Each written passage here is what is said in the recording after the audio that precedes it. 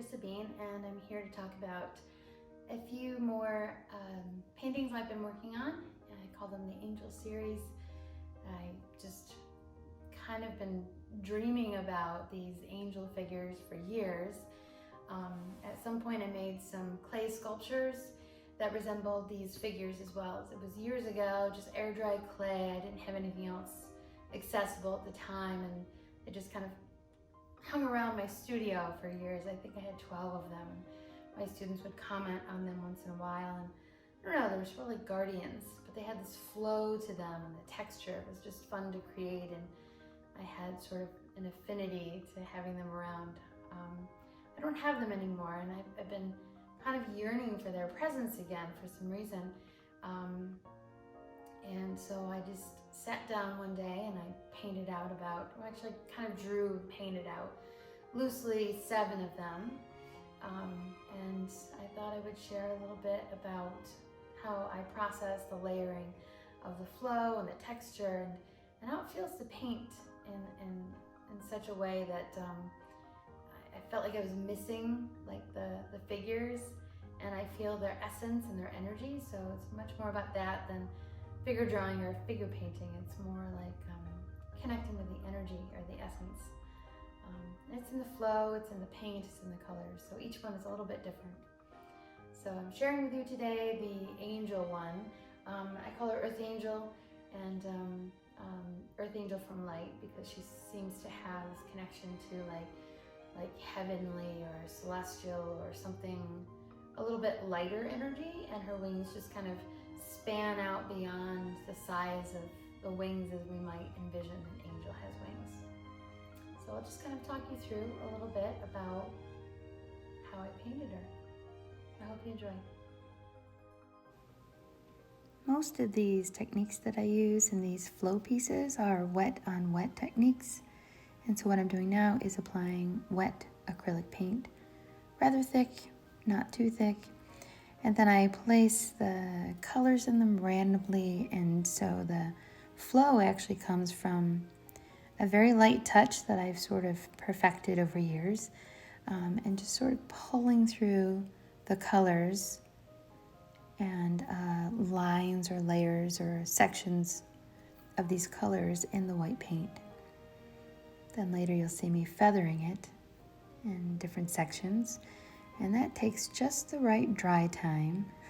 The paint's still wet, but not quite wet enough. It's a little sticky, but not tacky. It's a little tricky. So right now I'm just applying layers of the colors that I'll later feather out, and sort of a airbrush effect happens.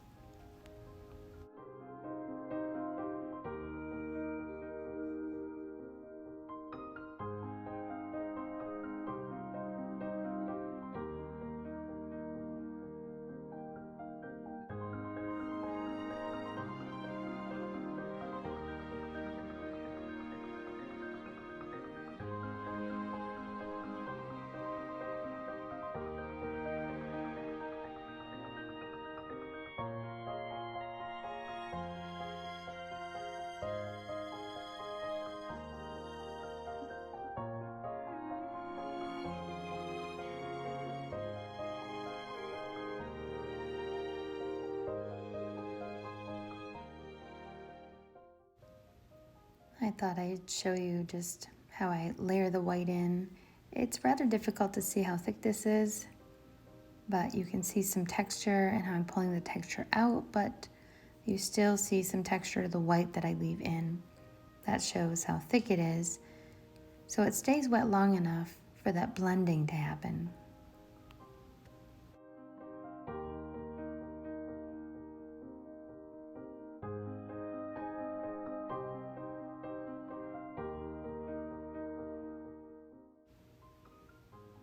And once in a while you'll see me kind of disappear off camera. I'm likely doing what I call fluffing the brush.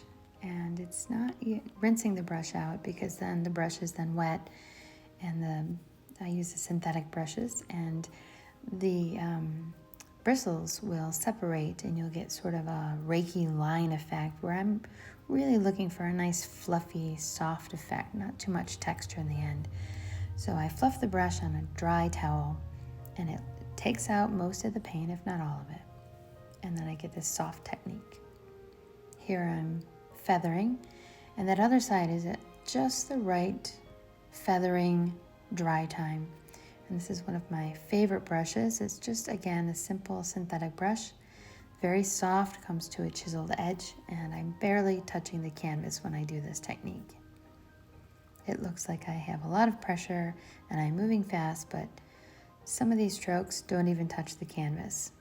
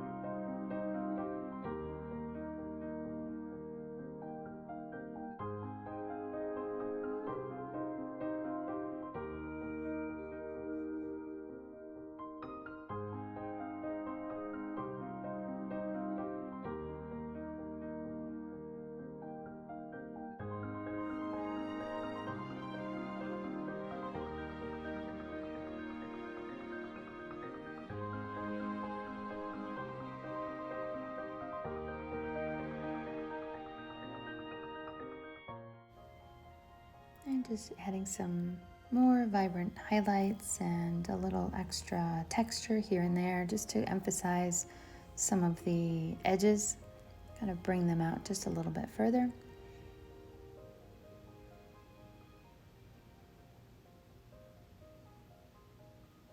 And for these layers, I generally use a smaller brush and much thicker paint so you can see some of the edge of the brush strokes. I generally pick up 2 to 3 colors each time I'm refilling my brush, usually a white, definitely in this case, and 2 other colors that are found somewhere else on the canvas. And that brings unity to the piece. Instead of introducing new colors, I just pull from colors on a very limited palette. Notice a little feathering going on here. I like to have sort of a soft outline or background for these angel pieces.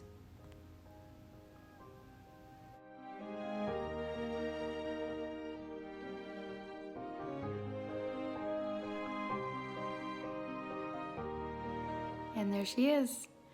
I hope you enjoyed just this little glimpse into just a very therapeutic way that I approach painting. Most of this is just therapeutic for me, but I like to share my techniques so that you can try it at home. It feels good to paint, especially when it's a subject that you feel a deep connection to, like I do with these angels. Thanks for watching.